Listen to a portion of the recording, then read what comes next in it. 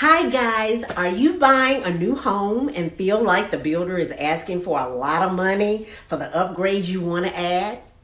Maybe you need to cut back on the upgrades but want to make wise choices about where to invest now and what you can hold off onto later. I've got tips today to help you do just that.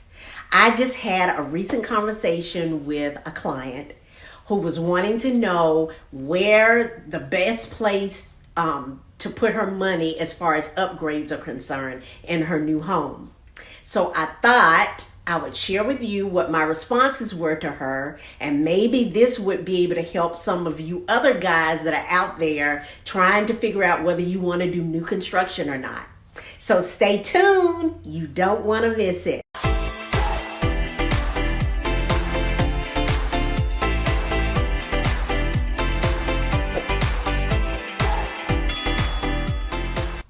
Welcome back to my channel. For those of you that are here for the first time, my name is Rosalind Lewis. I'm a local realtor here in the Charlotte, North Carolina area. And on this channel, I share tips and education about real estate and the Charlotte community, as well as the surrounding counties. And if that sounds interesting to you, then make sure you hit that subscription button and click the notification bell so that each Wednesday when I premiere a new video, you won't miss it. So, on to today's topic. I've seen enough new construction to know that this type of question should be answered with a real look at what it takes to replace or reduce something later down the road. I find that the best rule of thumb is if it would require a big tear out, meaning a lot of construction, expense and mess to replace, spend the money there and get a product you will be happy with for a long time. So, these are the things that you need to consider upgrading with the builder. Number one is flooring. Installing a quality flooring product will not only hold up better over time, but it adds value to your property. If you have an open floor plan house, don't chop up the flooring materials. People are running quality wood floors into their kitchens these days, or are going for a wood look tile if they need even more durability. The look of wood on the floor is king, and wider planks with a neutral medium tone can be a style that lasts a long time. If doing real wood and you have pets or constant high traffic, make sure you could go in and refinish it later to touch up the finish if you need to. Make sure you have a wear layer that is significant. Be sure to check that your windows will have some UV protection on them too, or wood floors will discolor and fade over time. Number two, tile.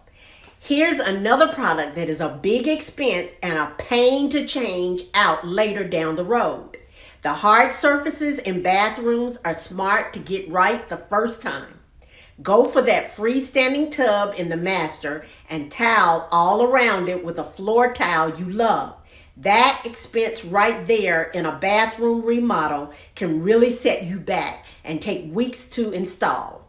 Number three, paint. Paint is something that can get watered down in a builder's house and that deserves an upgrade. Builders typically use that ugly flat white paint on the walls in a lower quality, and it will show fingerprint prints and mark up fast.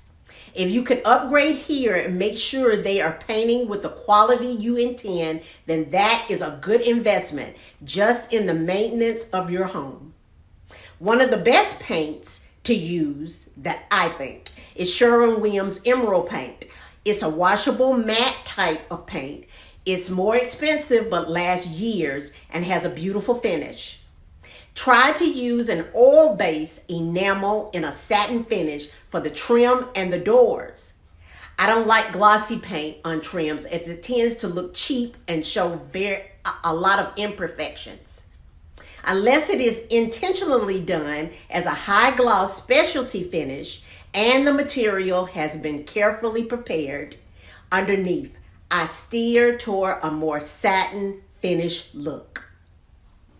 Number 4, cabinets. If you know what to expect with regard to upgrading your cabinets, then I would invest in higher quality cabinets. I say that because I've seen people have upgraded cabinets that really didn't have the kind of features I would have liked to have seen. So you can see what I am talking about. Here are a few pictures to illustrate those features. So here's a list of the features that I would like to see in cabinetry. Upper cabinets that are tall in space, like cabinets that run to the ceilings in a kitchen. It just gives a feeling of height and a more custom or upgraded look. In addition to adding more storage. A door style that is simple and not too traditional. Full overlay doors so that there is not a big gap between the doors where you see the face frame of the cabinet, or the center style doesn't block the cabinet box when you open the doors. Full extension or soft close glides so that you can get into the back of the drawers. Refrigerators that are built into the cabinetry with vertical storage above. It makes for much more useful storage. And lastly, built-in trash drawers. No exposed cans hanging around here. Number 5, decorative lighting. If you're building a custom home, ignore this part of the video. You are getting exactly what you asked for. However, if you are buying a product like a production home and your builder is giving you the option to upgrade some items, then these are the ones that are less of a pain and expensive to upgrade yourself on down the road. I would suggest getting the builder to install their standards, and then you can come in and change them out after you own the home. Or maybe after you've saved a little bit of money for these extras that you want to upgrade. Of course, I'm all about beautiful decorative lighting, but unless that chandelier is 25 feet up in the air, you might get better value on your light fixtures if you buy them yourself and have them installed by an electrician on your own after you own the home. Go ahead and plan what you will buy and make sure the junction boxes are in the right place for those new fixtures. Let the builder install their standard fixtures. Decorative lighting is one of the most tempting of all upgrades, as builder offerings are usually so typical and unattractive. This is often the first place homeowners will go to upgrade. Changing out the lighting is a relatively easy fix. It can be done in a day with little or no mess with a master electrician, of course. Hold off on upgrading to those pricey light fixtures and install these with an electrician after you move into your new home. Number 6, cabinet knobs and pulls. Same thing holds true for cabinet knobs and pulls. As long as the holes are in the location you want with your new hardware, then letting the builder install their 75-cent cabinet pull is just fine. The hard part is drilling the holes properly. You can come in with your own selection of cabinet pull after you own the house and install that upgrade. No mess.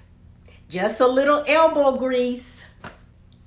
Number 7, plumbing fixtures.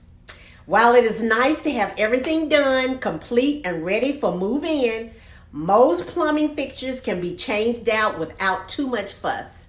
If you choose to upgrade, I'm talking about faucets that are not wall mounted here. Upgrading a powder room faucet or a kitchen faucet is not that big of a deal with a plumber and generally affects nothing else surrounding the area when changing it out. Number 8. This is one place where I would just say don't have the builder install any mirrors because they are better than they're not that good of quality of a mirror, typically. Here in this picture, you can see oftentimes they will just adhere plain unfinished edge plate glass mirrors to the wall, and then it ruins the sheetrock behind when they are pulled off. And that can be a mess. Now, if they are framing in a mirror into some molding, that's a different scenario. Or if a mirror fits snugly between two walls without a gap, it's those plain, big, wide monsters you see glued to the walls of bathrooms that I would reject and install my own later. Well, I'm kind of on the fence about this next one. It could go either way. So number 9 is countertops. The big countertops. Everybody loves beautiful countertops. Most builders are still using spotty granite as their go-to material to offer, and most homeowners want a durable form of a marble look counter. Most homeowners don't want spotty granite. I do know that countertop selections make a huge difference in a kitchen or bathroom. They can also be an expensive part of the overall cost. The main thing I would do here is not go for a spotty granite. Here is a picture of what I mean when I say spotty granite. This might be the case where you just go with the home black granite. This is a less expensive option, but still very popular choice right now. And you can do your expensive quartz, which I love, counter some years down the road. If you're looking to save on upgrades, if I had to pick which to upgrade, I'd spend more on my flooring, painting the walls, cabinets, etc. It is less invasive to change out countertops on down the road than it is to redo floors and cabinets. If you can't find a countertop you can live with for a while without upgrading too much, then this might be the perfect choice for you. So guys, to sum it all up, remodeling can be a big deal. It is expensive and very invasive if you are living in the home during the process.